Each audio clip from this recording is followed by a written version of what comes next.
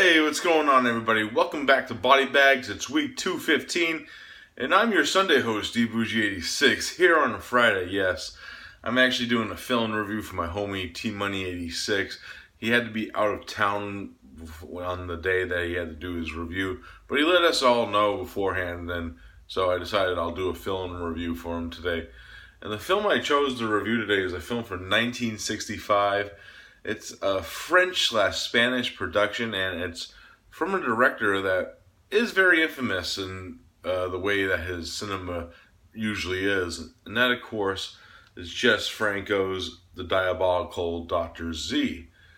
Yes, pretty much the main plot of this one, we're introduced to our main setup of this scientist known as Dr. Z, who creates this brainwashing device, and he actually tests it out on this escaped convict in the beginning of the film, and it works. It uses it on him, and it works. And what he ends up doing is he ends up going to like this board of scientists and trying to get more research to actually use this machine and do tests on it. But he gets turned down, and unbeknownst, because he's actually, when we first meet him, a very ill man. He ends up having a heart attack inside the middle of this big giant press conference type deal. And of course he's with his daughter, who's actually been helping him with his research. And his daughter, what's her name? I can't think of her name off the top of my head. It's some weird type of name.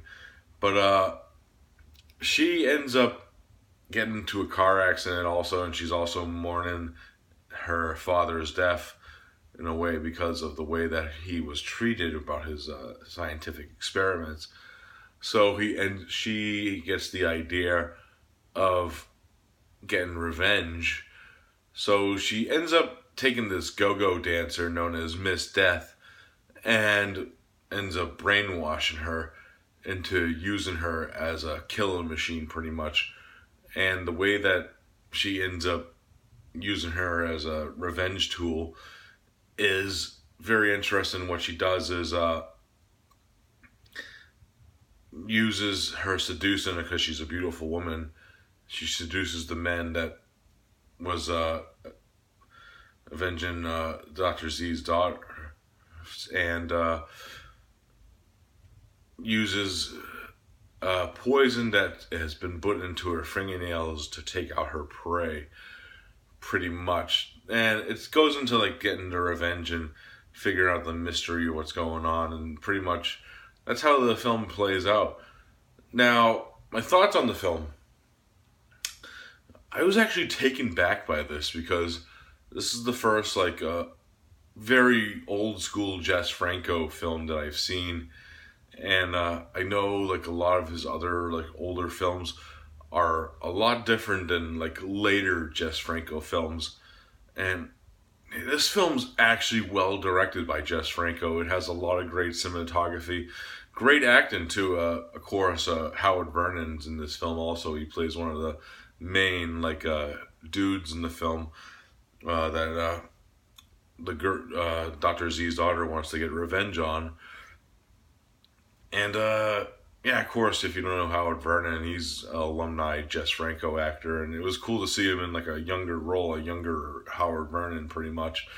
And he does a really good job. But, like, most of the cast, I love the main lead of Dr. Z's daughter. She's terrific in the film, and just her interaction with everyone and the way that her character develops as the film progresses is really great. And then we got, like, the mystery and great musical score and stuff in this film. And atmosphere, I have to say. It's a really atmospheric film. Another thing that I found out about this film while watching it, it takes place in like the same universe as Dr. Orloff, because they mentioned Dr. Orloff in this press conference. Well, Dr. Z does. So this is like a follow-up / like spin-off of like Dr. Orloff in a way, with like that aspect of using the Orloff character as a inspiration to do like this research pretty much That's what he actually says in the film. So I thought that was really cool, and makes me want to really check out the Dr. Orloff films again, especially some of the older ones that I haven't seen yet. So, yeah, very interesting film by Jess Franco. Like I said, not really like more of his sleaze stuff that would come. It's very straightforward and not really into gore. Like that's another thing that about later day Jess Franco films. He usually paid for two things to go see a Jess Franco film back in the later days of his career: gore or like sleaze. And this one doesn't have it. It's a very well made film, very tension based, really interesting take on a revenge tale, and I kind of recommend it. It's fucking awesome. If I had to rate the Diabolical Dr. Z, it's getting a solid 8 out of 10. This is how surprising Jess Franco was as a director back then. I highly enjoy this.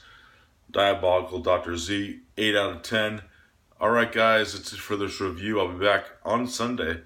So, I'll be back doing another review again. So, I'll see you then guys. Peace out.